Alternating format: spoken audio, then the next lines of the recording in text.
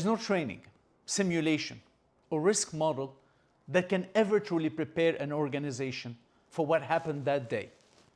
A day that will forever remain etched in my memory. The day the market came to a halt. It was within the first weeks of April 2020, our vessels loaded with fresh fruit from Latin America, Asia, and Africa were arriving at ports of destination worldwide, as they did every week. Part of the rhythm of a global supply chain that rarely paused. But that week, the rhythm stopped. The COVID-19 pandemic had swept across the globe, freezing consumer demand almost overnight. Retailers were shutting down, restaurants were closed, and suddenly the market that had always welcomed our fruit refused to take delivery. Regardless, our vessels still had to unload hundreds of thousands of boxes. Bananas, pineapples, melons, and other fruit were left sitting in the dock homeless. That moment revealed a hard truth. A supply chain is as resilient as its most fragile link. That day, the weakest point was not logistic or production. It was the market itself. What followed wasn't just disruption. It was disorientation. The fresh produce industry, built on precision and predictability, found itself unprepared for a standstill. For years, we had optimized for efficiency, not interruption. And like many others, we learned the limits of that model the hard way. Our supply chain was a living system, from farms in Latin America, Asia, and Africa, to ports, ships, trucks, and retailers across all markets of the world. Every part dependent on another. But fruit doesn't wait. The crops kept growing, the vessels kept sailing, and the system kept moving even when demand had stopped. I remember calling our head of melons operation and asking him to halt the next shipment. His silence said it all.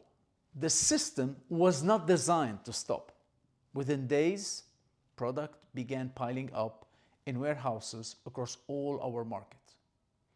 The compounded effect was staggering, amplifying the complexity and the resulting pressure. We had to improvise, and to improvise fast. Teams from across the organization came together not around procedures, but around purpose.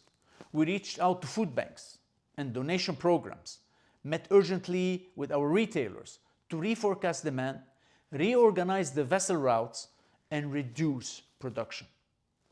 We invoked force majeure with external growers and even made the painful decision to cut down trees on our own farms to prevent waste. These weren't perfect solutions, they were survival measures, but they reflected agility, empathy, and collaboration at scale. Weeks later, after countless meetings, sleepless nights, and endless problem solving, we began to regain control, we stabilized volumes, rebalanced production, and realigned with our new market reality. Looking back, I see both what we got right and what we could have done differently. We acted quickly, communicated transparently, and protected our people. But we also learned that our global reach had made us more fragile than we realized. We had invested heavily in optimization. We needed to invest more in adaptability. We had built systems to ensure continuity. We needed a system to absorb shocks.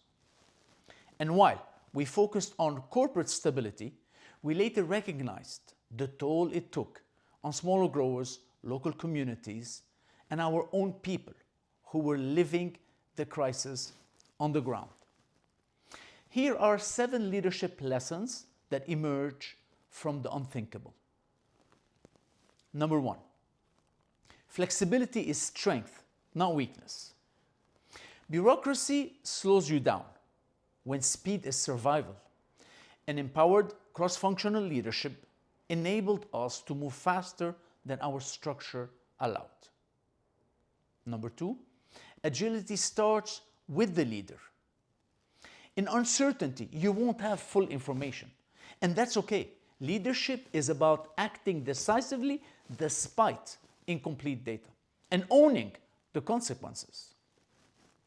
Number 3, learn in real time. Crises do not reward perfection. They reward learning.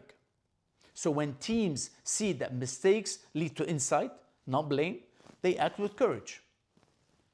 Number 4, communication builds stability. During chaos, facts and tone matter equally. So clear, consistent communication was our anchor, even when we didn't have all the answers.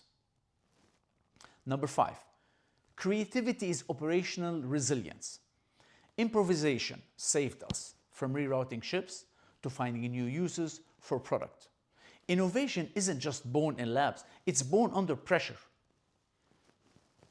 6, recognition sustains purpose. People weren't just exhausted, they were afraid. So recognizing their effort turned fatigue into pride and pride into endurance. Number 7, tough choices define culture. We had to make painful decisions, but how you make them, transparently, ethically, and purposefully, defines who you are long after the crisis ends. So when the dust settled, we didn't emerge unchanged. We redesigned parts of our supply chain, built contingency models, digital dashboards, and different partnerships to improve response time. We also carried forward a deeper humility, the awareness that no system, however efficient, is invincible. Crises expose weaknesses, but they also clarify values. What mattered most wasn't our size or our brand, it was our ability to learn, adapt, and stay united. That's what leadership looks like when the market collapses. Not flawless control, but unwavering resolve to endure and lead forward.